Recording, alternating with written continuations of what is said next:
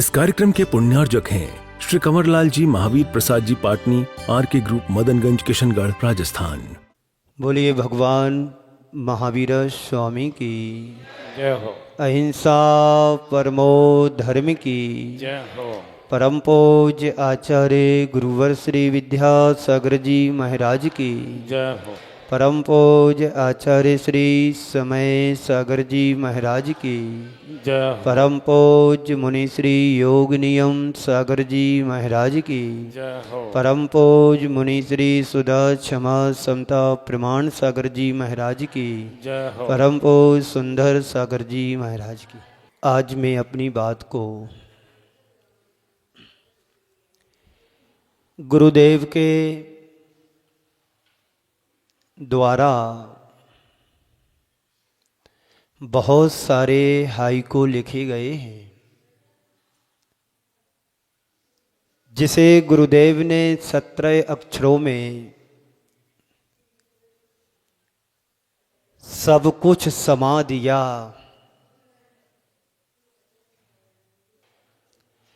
ऐसे उन हाइकू को आपके सामने रखूंगा। शब्द भले छोटे हैं, शब्दों में गहराई बहुत है। जो परम पूज्य गुरुदेव के द्वारा रचित हैं, वे कह रहे हैं या कहते थे, बोलना तो पड़ेगा। पर पीड़ा से अपनी करुणा की परीक्षा होती है। पर पीड़ा से अपनी करुणा की परीक्षा होती है। बहुत गहरी बात गुरुदेव ने इस छोटे से हाइकू में प्रकट की है। हर व्यक्ति अपने स्तर पर जीवन जीता है। बहुत कम लोग हैं जिन्हें अपने साथ औरों का भी ख्याल रहता है, औरों का ख्याल रखते हैं और उनके हित के संदर्भ में कुछ अच्छा सोच भी पाते हैं। आप लोग भी अपने जीवन के बारे में सोचते हैं और समय मिलता है थोड़ा बहुत तो अपने परिवार के बारे में हम सोचते हैं। थोड़ा और यदि सोचने की प्रक्रिया को लंबा करता हूं तो परिजन, समाज, रिश्तेदार, इनके बारे में भी कुछ सोच लेते हैं। लेकिन इस संसार में एक इंद्री से लेकर के पंचेंद्री तक के अनंत जीव राशि है। इस जीव राशि में हम कितना उनके हित में सोच सकते हैं कि इनका भी कल्याण हो। हमारे तीर्थंकर भगवंत जो तीर्थंकर प्रकृति का बंद करते हैं, हमारे और तुम्हारे साधारण जैसे व्यक्तित्व के धनी होते हैं, व्यक्ति होते हैं। लेकिन उन्होंने अपने हृदय में ऐसा क्या प्रकट किया कि वो त्रिलोकी नाथ बन जाते हैं। तो यही बात तो गुरुदेव इस हाइकू में कह रहे हैं। पर पीड़ा से अपनी करुणा की परीक्षा होती है। पर पीड़ा को देख करके हमारे हृदय में यदि कपकपी आ जाती है तो समझना कि मैं सच्चा धर्मात्मा सच्चे अर्थों में बन गया हूं। दूसरों को देख करके मेरे हृदय में यदि कुछ दुख दर्द नहीं होता है तो समझना कि अभी हमारे अंदर धर्म तो आ गया पर धर्मात्मा बने नहीं है। यहां जितने बैठे हैं, अभी महाराज श्री कह रहे थे, धार्मिक नगरी है ना। कौन सी नगरी है? मदनगंज किशनगढ़ नगरी है। 2 गांवों से मिलकर के एक नगर बना है। धर्मी तो हम बन गए, धर्मात्मा कब बनूंगा? ये बार बार विचार हमारे मन में आना चाहिए। पर पीड़ा से अपनी करुणा की परीक्षा होती है। ज्यादातर लोग अपना ही रोना रोते हैं। ऐसे लोग अपने ही दुख में दुखी होते हैं और अपने ही सुख में सुखी भी होते हैं। संत कहते हैं एक सच्चे धर्मात्मा की यही सबसे बड़ी विशेषता होती है, वह अपने दुख में दुखी नहीं और औरों के दुख में दुखी होता है। आप लोग कैसे हैं बताऊं मैं? अपने दुख में दुखी होना और अपने सुख में सुखी होना। बोलो जी, आप लोग सुन रहे हो ना? हाँ, मुझे बहुत अच्छा लग रहा है कि आप मुझे सुनने के लिए यहां बैठे हैं। और अभी नहीं, पूरा 1 घंटा हो गया है। 8:45 से आप लोग आए और 9:45 बजने को हो रहे हैं। मैं आपका ज्यादा समय नहीं लूंगा क्योंकि मेरे पास समय रखने के लिए टाइम नहीं है। छोटा सा व्यापारी हूं, छोटा सा महाराज हूं, और आप सबके सहयोग से, आप सबके मनोभाव से थोड़ा सा उपदेश गुरु कृपा से जरूर देता हूं। तो मैं कह रहा था, अपने आप से पूछो, तुम क्या करते हो, क्या सोचते हो? हमें दया और करुणा के भाव से जुड़ करके अपने जीवन को आगे बढ़ाना चाहिए। इसके अभाव में हमारा जीवन आगे नहीं बढ़ सकता है।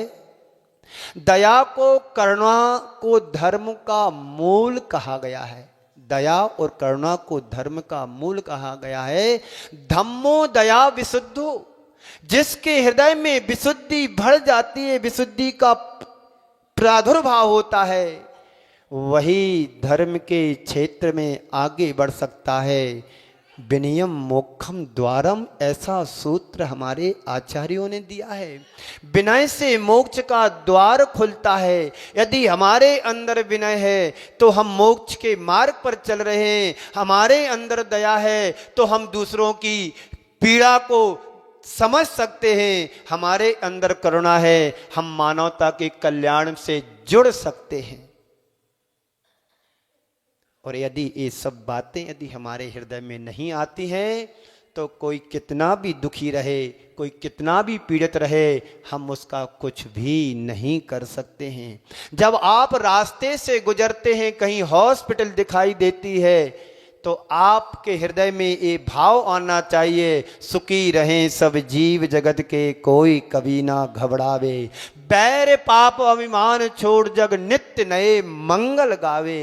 ये मंगल की भावना हमारे हृदय में उद्घाटित होना चाहिए, अंदर से प्रकट होना चाहिए, जिससे हम मानवता के कल्याण से भावनात्मक रूप से जुड़ सकें। यही आध्यात्मिकता कहलाती है तुम्हारे जीवन की। और क्या है आध्यात्मिकता? अध्यात्म क्या है? शास्त्रों का स्वाध्याय कर लेना, बड़े बड़े ग्रंथों को पढ़ लेना। यदि तुम्हारे हृदय में नम्रता, विनम्रता, सहजता और सरलता नहीं आएगी तो शास्त्रों को पढ़ने से कोई लाभ होने वाला। पर पीड़ा को देख करके तुम्हारी आंखों में आंसू आना चाहिए, वह तभी तुम सच्चे धर्मात्मा कहलाने के अधिकारी हो सकते हो। बहुत से लोग ऐसे हैं, निकल जाते हैं, देखते भी नहीं हैं। पीड़ा से पीड़ित होकर के व्यक्ति तड़पता रहता है, पर हमारी उस तरफ दृष्टि नहीं जाती है। मुझे एक प्रसंग याद आ रहा है जयपुर का। बात बहुत पुरानी है। पंडित टोडरमल जी के तत्वाधान में सिद्ध चक्र महामंडल विधान आयोजित किया गया। रोज की तरह पंडित जी साहब एक दिन जा रहे थे मंडप की ओर सुबह सुबह, उन्हें एक वृद्ध महिला की कराहती हुई आवाज सुनाई दी। जिस दिशा से आवाज आ रही थी उसी दिशा में पंडित जी आगे बढ़ के देखते हैं कि कोई एक महिला गिर करके फिसल करके गिर गई है और हो सकता उसकी कमर में तकलीफ ज्यादा हो। उन्होंने अपने शुद्ध वस्त्रों की परवाह ना करते हुए उसे उठाया और वहां से उठा करके सीधे चिकित्सक के पास ले गए और वहां पर उसकी चिकित्सा कराने में लगभग 1 घंटे का समय लगा। और यहां पर मंडप स्थल पर सब लोग उनकी आतुरता बढ़ रही है कि पंडित जी साहब रोज 7 बजे आते हैं, 1 घंटा लेट हो गए, अभी तक पंडित जी साहब आए नहीं हैं, विधान का मंगलाचरण हुआ नहीं है, कुछ हुआ नहीं, आगे की सारी विधि विधान अभी सब ज्यों की त्यों पड़ी है। 1 घंटे विलंब से पहुंचने के बाद पंडित जी साहब सभी ने उलाहना देते हुए कहा, पंडित जी साहब आज इतने विलंब से क्यों आए? अभी तो पाठ शुरू नहीं हुआ है, अभी कुछ भी नहीं हुआ है।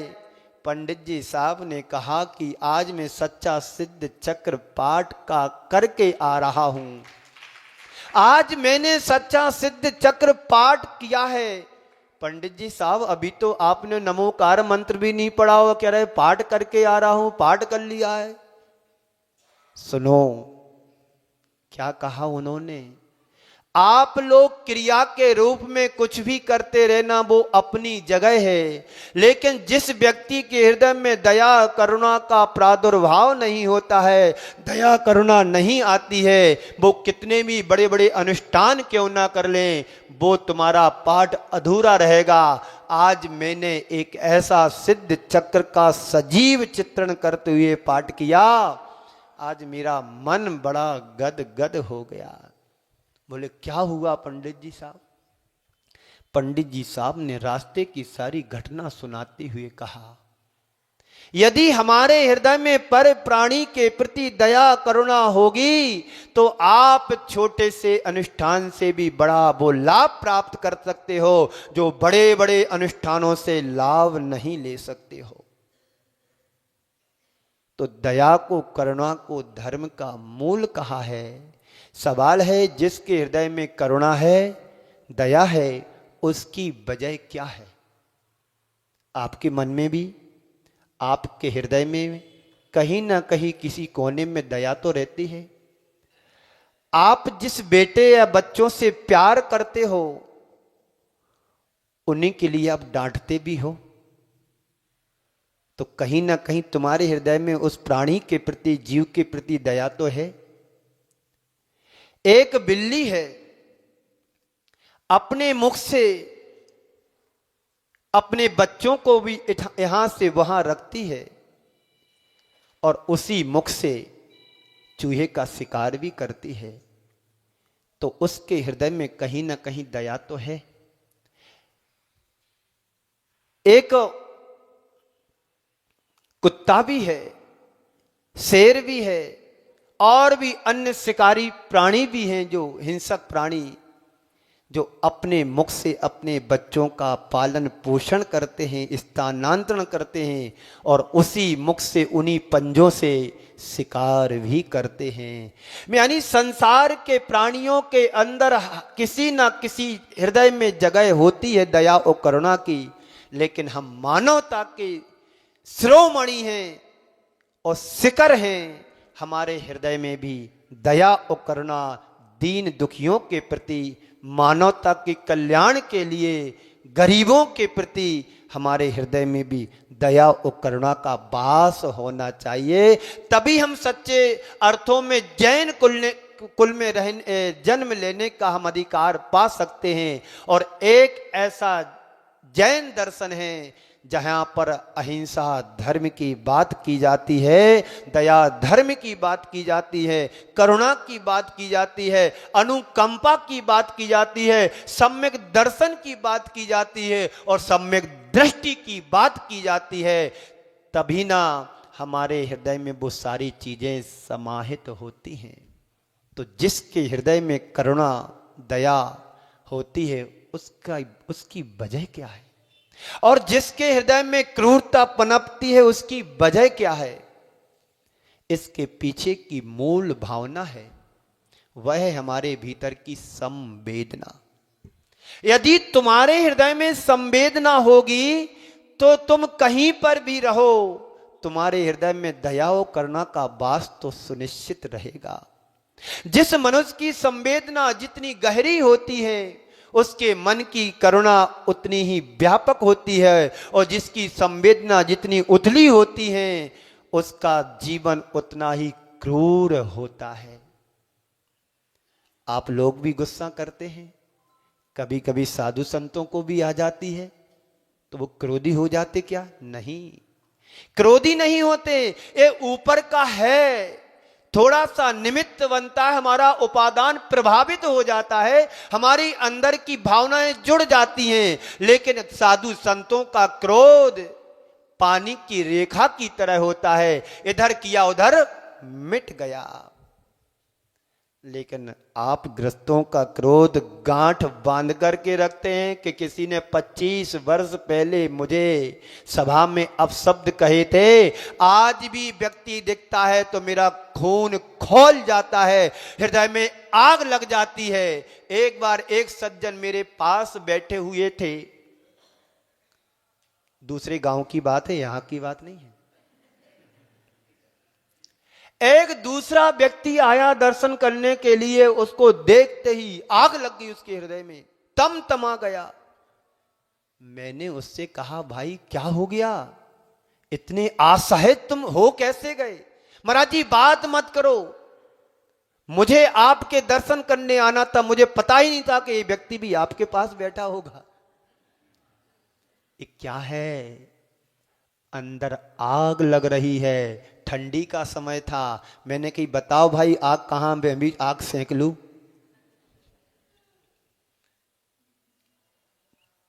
एक क्रिया की प्रतिक्रिया होती है। ए बंद, एक क्रोध मान माया लोभ, ये 4 कसाएं जीवन को खराब करती हैं। एक खतरनाक चीज है, इससे हमें बचना चाहिए। क्रोध भी हमारे पास है, मान भी हमारे पास है, माया भी हमारे पास है, लोभ भी हमारे पास है। जिस कसाय का जब उदय होता है उस समय हम वैसे बन जाते हैं। क्रोध के उदय में क्रोधी हो जाते हैं, मान के उदय में मानी हो जाते हैं, लोभ के उदय में लोभी हो जाते हैं। और किसके उदय में क्या नहीं होता है। इसलिए हमें संतोष धारण करना चाहिए। तो जिस मनुष्य की संवेदना जितनी गहरी होती है उसके मन की करुणा भी व्यापक होती है, और जिसकी संवेदना जितनी उथली होती है उसका जीवन उतना क्रूर बन जाता है। हर मनुष्य के अंदर किसी ना किसी रूप में संवेदना होती ही है। मनुष्य ही क्या, हर प्राणी के अंदर कुछ ना कुछ संवेदना होती है। बंधुओं जरा देखें, सोच का कितना बड़ा अंतर होता है। आप सोच अच्छी भी रख सकते हैं और आपके द्वारा बुरा भी सोचा जा सकता है। आपकी सोच आपके जीवन का उत्थान भी करा सकती है और आपकी सोच आपके जीवन का पतन भी करा सकती है। ये निर्भर हमारे ऊपर करता है हमें कैसे सोचना है। सोच सब कुछ रहे हैं। जब सोचने की बात आती है तो समय ही नहीं रहता कि मैं क्या सोचूं। ट्रेन निकल जाती है, रह जाते हैं, फ्लाइट उड़ जाती है, रह जाते हैं, सोचते रह जाते अब क्या सोचूं। 2 मिनट लेट हो गया, फ्लाइट छूट गई, 25,000 रुपए की टिकट पानी में गई। सोच रहे ना आप? बोलो किसके साथ ऐसा कभी हुआ? ट्रेन जाते जाते दौड़ लगाते लगाते ट्रेन तुम्हारी आंखों से सामने से निकल जाती है, टिकट गई। बंधुओं ये मानव जीवन भी हमारा 70, 75, 80, 89 90, 95, 100 साल की उम्र तक बीत रहा है। ये ट्रेन छूटने वाली, अब सोच लो, सोच करके भी साथ क्या जाएगा ये जरूर सोचना है। किशनगढ़ वालों, मार्बल नगरी है। मैं सूरत में था, बोलते डायमंड नगरी है। जयपुर में था, बोले गुलाबी नगरी है। सब नगरी है। सोचो जरा, सोच करके सोचो कि साथ जाएगा क्या। तुम्हारे द्वारा जो दिया जाएगा वही तुम्हारे साथ जाएगा। इस सोचना हमारा बाकी है।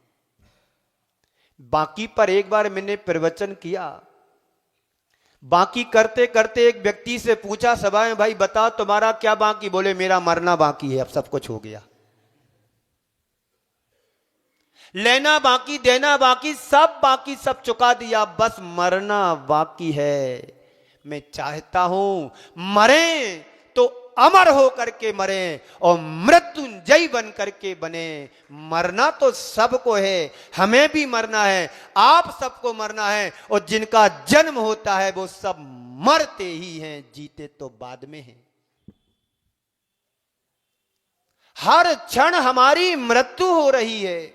एक श्वास लेते हैं, जन्म होता है, अगली श्वास छोड़ते हैं, मरण होता है। ओम, ये आवाज फैल हो जाती तुम्हारी।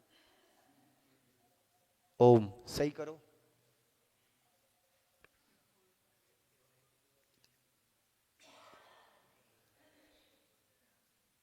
तो सोचो, क्या तुम्हारे साथ जाएगा?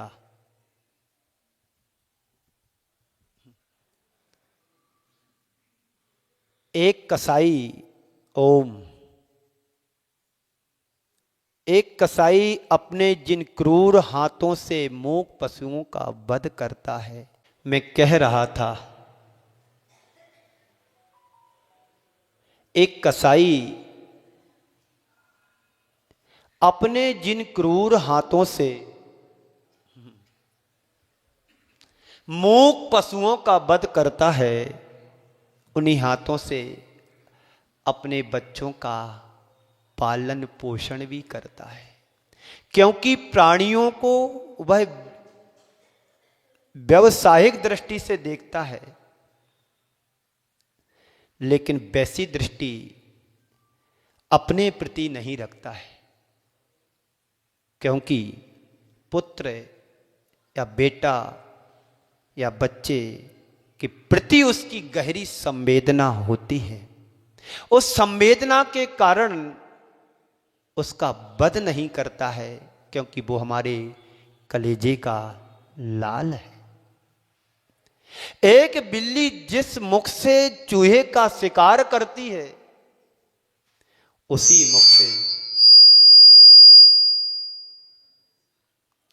उसी मुख से अपने बच्चे को उठा करके रखती भी है।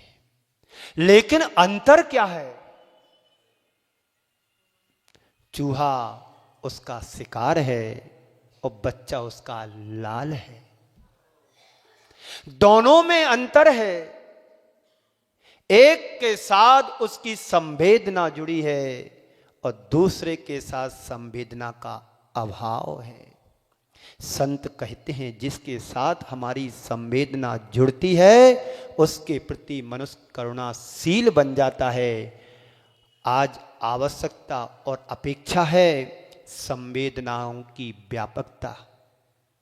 वर्तमान दौर में यदि सबसे ज्यादा कमी आई है तो मानवीय संवेदनाओं की है। मानव के अंदर की संवेदनाएं दिनों दिन छूटती चली जा रही हैं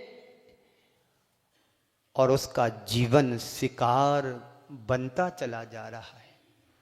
संत कहते हैं, क्रूरता से करुणा की ओर बढ़ने का प्रयास और प्रयत्न हमारा होना चाहिए। आज के 4 शब्द में आपके सामने रखूंगा, वेदना, संवेदना, सहानुभूति और समानुभूति। वेदना, संवेदना, सहानुभूति, समानुभूति। वेदना क्या है? जीवन में कष्ट आने पर आंसू बहाना वेदना है। पैर में कांटा लग जाता है, कांच चुभ जाता है, या कोई किसी कारण से फिसल जाते हैं तो दर्द होता है, और जब दर्द होता है तो दुख होता ही होता है, और जब दुख होता है तो कभी कभी आंखों से पानी भी आ जाता है। कल एक बेटी मेरे पास शाम को आई, कुछ उसकी शंकाएं थी, चिंतन था। उसने एक प्रश्न किया, महाराज श्री, आंसू आना अच्छा नहीं माना जाता है, और आंसू यदि साधु को आ जाए तो क्या अच्छा माना जाता है? मैंने कहा आंसू भी कई तरह के होते हैं। एक दुख के आंसू होते हैं, एक खुशी के आंसू होते हैं। आपके आंसू दुख के आते जब कोई वियोग होता है, बिछोह होता है, तो आपके लिए बुरा लगता है, इमोशनल हो जाते हो, तो दुख होता है, आंसू आ जाते हैं। और साधु संतों की यदि आंखों में आंसू आता है तो गुरु के वियोग में आता है। अभी तक जो गुरुदेव मुझे मार्गदर्शन दे रहे थे, हाथ पकड़ करके आगे बढ़ा रहे थे, दिशा निर्देश दे रहे थे, दिशा बोध दे रहे थे, और यदि हमारे ऊपर से हमारे गुरु का हाथ उठ जाए तो दुख होना भी जरूरी है। वो आंसू उनके कल्याण का कारण बनता है। फिर मैंने एक उदाहरण दिया, जब भगवान महावीर को मोक्ष हुआ तो गौतम गणधर बहुत रोए, ऐसा सुनते हैं, देखा तो नहीं है। आपने देखा हो तो बता देना अलग से। कहते हैं गौतम गणधर इतने रोए कि उनको 4 बजे के पहले केवल ज्ञान हो गया। उनका रोना उनके जीवन के लिए सार्थक बना दिया। और आप लोग रोते हैं, कर्म का आश्रय करते हैं, पाप का बंद करते हैं। इसलिए रो तो ऐसा रो जो तुम्हारे जीवन की काया कल्प कर दे। तो एक खुशी के आंसू होते हैं किसी को देख करके। फिर मैंने दूसरा उदाहरण दिया उसके लिए, कहा कि जब गुरुदेव की संभावनाएं कहीं दूर दूर तक नहीं होती पड़गान के लिए, कि मेरी छोटी सी कुटिया में गुरुदेव आएंगे कैसे, मैं तो गरीब हूं। और जब गुरुदेव सामने खड़े हो जाते हैं तो व्यक्ति सब कुछ भूल जाता है। और भूलता क्या है, खुशी के आंसू निकल आते कि मुझ जैसे आकिंचन प्राणी के पास महान श्रोमणी खड़े हो सकते हैं क्या। इस खुशी में भूल करके सब पूजन करना भूल जाते हैं। क्या चढ़ाऊं क्या ना चढ़ाऊं सब भूल जाते हैं। उस समय खुशी के आंसू आते हैं तो गुरुदेव अंतराय नहीं करते हैं। कोई क्रंदन पूर्वक रोना शुरू करे दुख के कारण तो वहां अंतराय बताया है, और खुशी के आंसू आ जाएं तो वहां पर अंतराय नहीं है। क्षमा सागर जी महाराज प्रवचन करते करते जब वो इतनी डेप्थ में जाते थे, गहराई में जाते थे, किसी प्रसंग को छूते थे, तो उनकी आंखों से वो फीलिंग आती थी, स्वयं प्रभावित होकर के रोने लगते थे। वो दुख के आंसू तो थे, लेकिन वो दुख उनकी करुणा की दुख थी कि इसके जीवन में कैसे सुख आए, इसका दुख दर्द कैसे दूर हो, वो आंसू थे। यहाँ पर आंसू आते हैं कि मुझे दुख हो रहा, वेदना हो रही तो आंसू आ रहे। ज़्यादा बहुत होता है तो परिजनों को कुछ हो जाता है तो आंसू आते हैं, पर दूसरों की पीड़ा को देख कर के कभी आंसू आए, ये अपने मन से पूछना। मैं आपके लिए सवाल छोड़ रहा हूं कि पर पीड़ा को देख कर के कितने लोगों की आंखों में आंसू आते हैं, ये अपने मन से पूछना। और कल मुझे बताना कि महाराज श्री मैं ऐसा हूं कि किसी को दुख देख नहीं सकता हूं, देखता हूं तो मेरा हाल खराब हो जाता है। ऐसे बहुत कम लोग होते हैं जो दूसरों की पीड़ा को देख करके दुखी होते हैं। वो वही हो सकता है जिसके हृदय में सम्यक दर्शन प्रकट हो जाता है। जो सम्यक दृष्टि बन जाता है वही पर पीड़ा को देख करके दुखी होता है। मिथ्या दृष्टि और अन्य दृष्टियों के बारे में दृष्टि आती ही नहीं है कि किसी के दुख को देख करके भी दुख हो रहा है। तो जीवन में कष्ट आने पर आंसू बहाना वेदना है। मन में कोई भी पीड़ा आई, कष्ट की अनुभूति हुई, यह वेदना है। पर आचार्य कहते हैं स्वयं के कष्टों के प्रति आंसू बहाना वेदना है, और औरों के कष्टों को देख करके आंसू बहाना संवेदना है। वेदना हमारे स्वयं तक सीमित रहती है, संवेदना जगत के समस्त प्राणियों के प्रति होती है। आज से मन को सूत्र दो कि अपनी वेदना तक सीमित नहीं रहना है, औरों की वेदना को भी देख करके संवेदनशील बनना है। गुरुदेव कहा करते थे स्वयं के कष्टों के प्रति सहनशील बनो। ध्यान से सुनना, आप लोग सुन रहे हो ना, समय पूरा होने वाला, 5 मिनट बाकी है। अपने कष्टों के प्रति सहनशील बनो और औरों के कष्टों के प्रति संवेदनशील बनो, तो तुम्हारे जीवन का मार्ग प्रशस्त होगा। बंधुओं, अपने मन से पूछो, वेदना तो हर प्राणी के भीतर दिखती है, पर संवेदना कितनी है?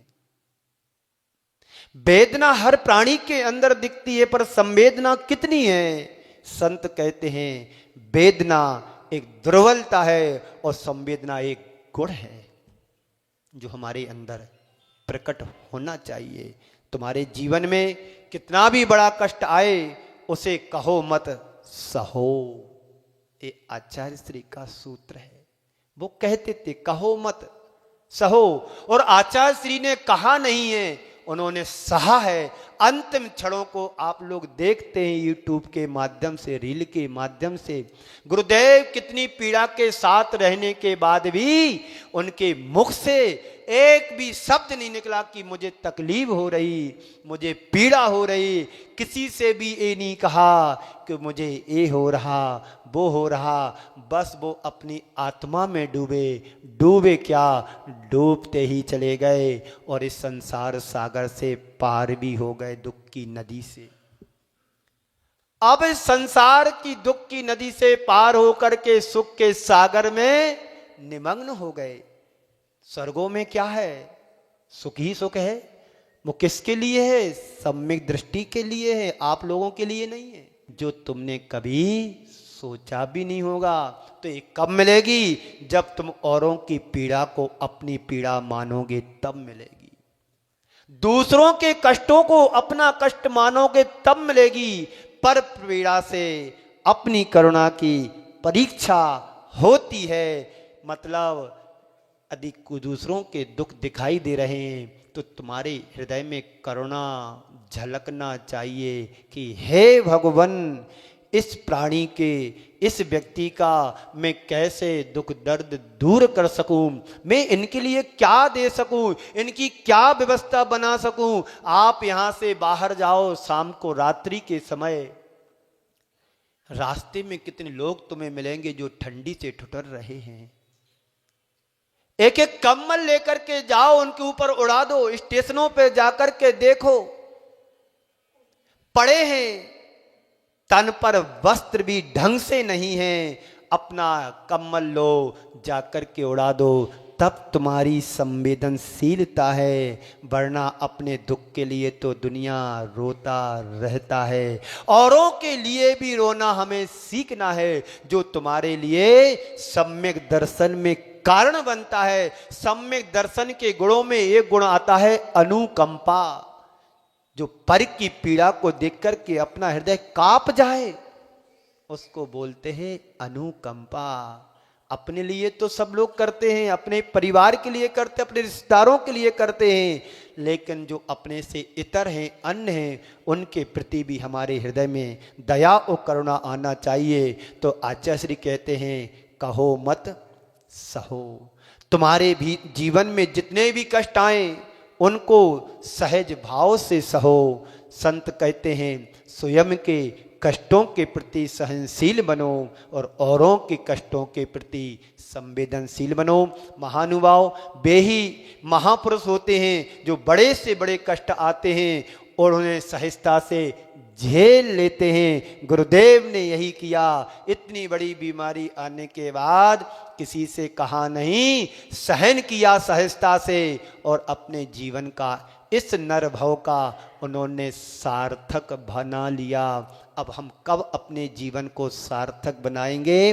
घर में बैठे बैठे तो कुछ होने वाला नहीं है। आचार्य श्री के पास आप सभी जाते थे और गुरुदेव से निवेदन करते थे, गुरुदेव मायरा देश पधारो।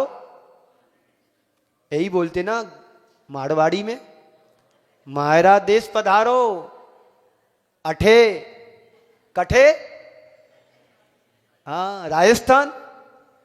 आचार्य श्री कहते थे राजस्थान में सब भोग भूमि है, कर्म भूमि तो बुंदेलखंड है, मुझे वही अच्छा लगता है। शायद आचार्य श्री एक बार जाने के बाद पुनः यहाँ पर आए थे, जो आदिनाथ जगम्बर जिनालय जैन मंदिर है। कहते उस प्रतिमा को गुरुदेव ने सूर्य मंत्र दिया है, उनके द्वारा ये पंच कल्याण प्रतिष्ठित प्रतिमा हुई है। मैं उनका उस प्रतिमा का आदिनाथ भगवान के दर्शन करके अपने आप को परम सौभाग्यशाली समझता हूँ कि जिन गुरुदेव के कर कमलों से सूर्य मंत्र दिया गया हो, प्रतिष्ठित की गई हो, वो भगवान हमारे लिए आदर और शिरोमणि है। ऐसे आदिनाथ भगवान के चरणों में बारंबार नमस्कार करता हूँ। गुरुदेव की एक एक चीज हमारे लिए भगवान से कम नहीं है, लेकिन कर क्या सकते हैं? जो कुदरत ने चाहा वही होता है।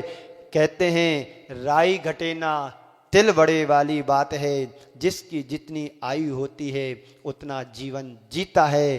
पर जीवन जीने के पहले ऐसा जिए कि कुछ करके जाएं, पर किसी के ऊपर कर्जा करके मत जाएं। करें कर्जा करें, पर कर्जा करके मत जाओ, कुछ करके जाओ तो जीवन की सार्थकता है। समय आपका हुआ। इसी मंगल पुनीत भावना के साथ पर पीड़ा को अपनी पीड़ा मानना ही संवेदना है, क्योंकि संसार के हर प्राणी को देखें तो सबकी आत्मा समान है। इसलिए भगवान महावीर कहते हैं आया तुला पयासु, सबको अपने समान समझो और सबकी पीड़ा को अपनी पीड़ा समझेंगे, निश्चित हमारी आत्मा परिष्कृत होगी और हम अपने जीवन का मार्ग प्रशस्त कर पाएंगे। इन्हीं मंगल भावना के साथ पूज्य गुरुदेव के चरणों में नमन अर्पित करता हुआ मैं अपनी वाणी को यहीं पर विराम देता हूँ। किशनगढ़ है जहाँ पर गढ़ा जाता है, उसका नाम किशनगढ़ है और गढ़ने वाले आप सभी हो। अब गढ़ लिया है, कुछ अंदर भी गढ़ना है, जिससे इस भव का नर भव को नारायण बना सके। बोलिए परम पूज्य आचार्य गुरुवर श्री विद्यासागर जी। इस कार्यक्रम के पुण्यार्जक थे श्री कंवरलाल जी महावीर प्रसाद जी पाटनी, आर के ग्रुप, मदनगंज, किशनगढ़, राजस्थान।